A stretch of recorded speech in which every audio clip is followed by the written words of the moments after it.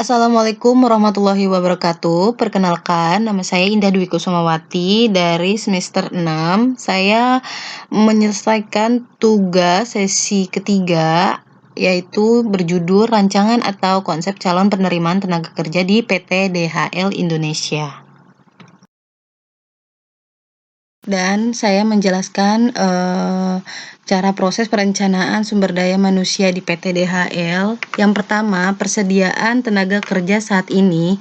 Langkah paling awal yang bisa dilakukan dalam memulai perencanaan SDM yaitu menilai ketersediaan sumber daya manusia yang ada di perusahaan kami. Penilaian ini termasuk studi komprehensif dari berbagai aspek sumber daya manusia seperti jumlah, skill, kompetensi, kualifikasi, pengalaman, usia, jabatan, kinerja, kompetensi dan lain sebagainya. Dan dalam tahap ini HR juga bisa melakukan wawancara dengan manajer tim untuk memahami tantangan dari sisi sumber daya manusia yang sedang dihadapi, serta kualifikasi yang dirasa penting untuk dimiliki oleh karyawan tim tersebut. Dan kedua, kebutuhan sumber daya mendatang dan kebutuhan SDM di masa mendatang.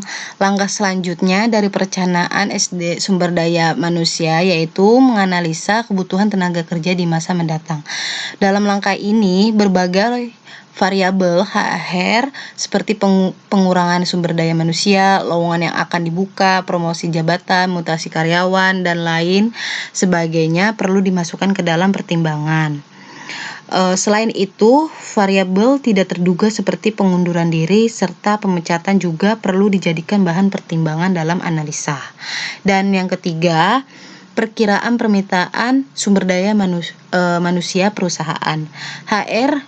Yaitu HR bisa mencocokkan tenaga kerja yang ada saat ini dengan perkiraan kebutuhan tenaga kerja di kemudian hari dan membuat demand forecast, yaitu perkiraan permintaan. Dalam langkah ini, penting juga untuk mengetahui strategi dan objektif bisnis jangka panjang agar perkiraan permintaan bisa sesuai untuk memenuhi kebutuhan perusahaan. Dan proses perencanaan sumber daya manusia yang terakhir yaitu strategi dan implementasi pencarian sumber daya manusia, yaitu mengetahui kekurangan yang dibutuhkan dari evaluasi supply dan demand sumber daya manusia. HR bisa mengembangkan strategi berdasarkan perkiraan permintaan sumber daya manusia yang sudah dibuat. Strategi yang dibuat tentunya harus bisa memberikan solusi bagi kekurangan masalah sumber daya manusia di perusahaan. HR juga bisa melakukan relokasi, rekrutmen, outsourcing, pelatihan, manajemen sumber daya manusia, dan hingga melakukan perubahan kebijakan terkait sumber daya manusia. Dan strategi dan implementasi pencarian sumber daya manusia ini, perusahaan juga bisa menggunakan jasa konsultan untuk meminimalisir reaksi negatif, terutama mengenai masalah hukum dan legal.